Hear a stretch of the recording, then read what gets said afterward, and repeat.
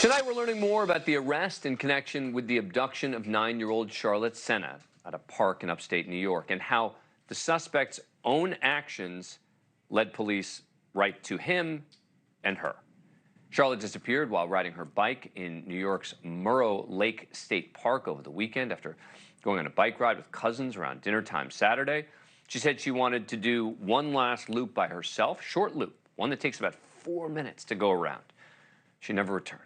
About 30 minutes after her disappearance, her bike was found in the park. An Amber Alert was issued, helicopters, bloodhounds, drones, 400 people looking for her.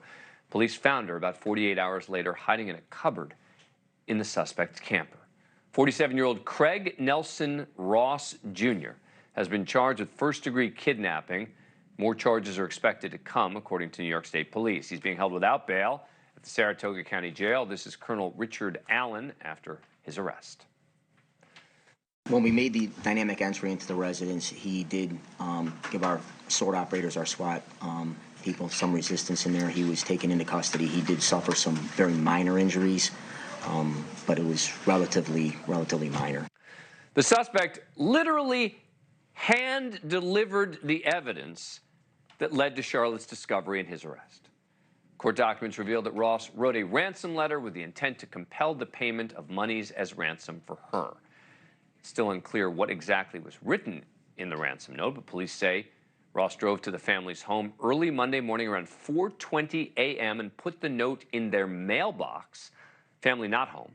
They were in the park actually searching for Charlotte, but police were watching the house. And they initially assumed it was just someone dropping off something for the family, as people had been doing the entire time Charlotte was missing.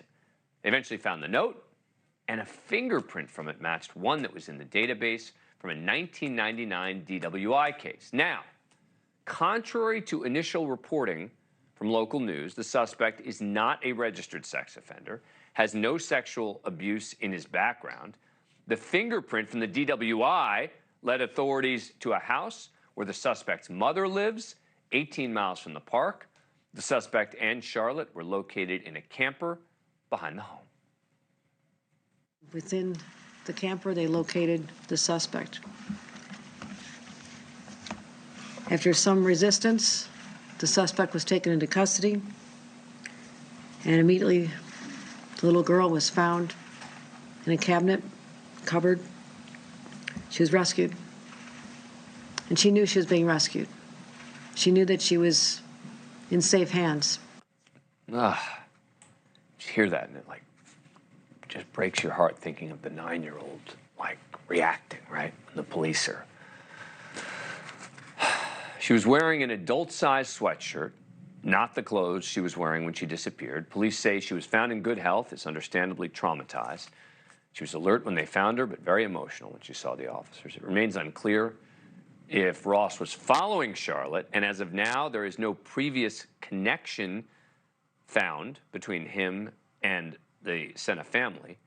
Police are interviewing now the suspect's mother. It's still an active investigation. By the way, authorities are now asking the public for any possible footage during that 6:15 to 7:15 p.m. on Saturday period in connection to the kidnapping.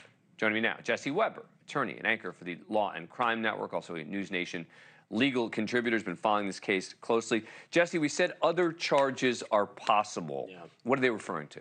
Well, they have to talk to Charlotte. They have to get a better understanding of what happened, because if he did anything to her, if he harmed her in any way, if he tied her up, if he threatened her, those are all other charges. There could be anything from assault to unlawful imprisonment. So this is kind of the beginning. Thankfully, it is the end of one chapter in this investigation, but now they're going to begin a whole other chapter to understand what happened in that 3-day span. The charge now, kidnapping. Yeah, which, by the way, I got to tell you, so not only did he hand-deliver the evidence to them, he hand-delivered them the charge, because in New York, first-degree kidnapping, 15 to 40 years, is when you abduct somebody with the intent to get money, ransom.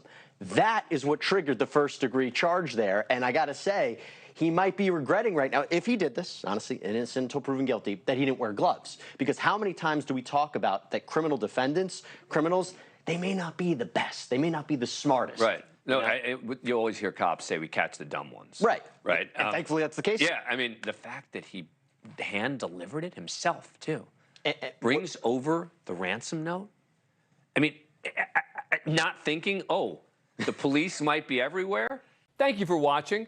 Go to newsnationnow.com to find NewsNation on your cable provider.